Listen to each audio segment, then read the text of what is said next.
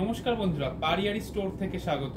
আজ আপনাদের বাচ্চাদের জন্য কিছু নতুন হুডি কালেকশন নিয়ে এসেছি। দেখুন, অসাধারণ কালারের মধ্যে আছে। ডিজাইনটাও দেখতে পাচ্ছেন, খুবই সুন্দর। আপনাদের বাচ্চাদের পরলে কিন্তু খুবই সুইট কিউট লাগবে। দেখুন, অসাধারণ।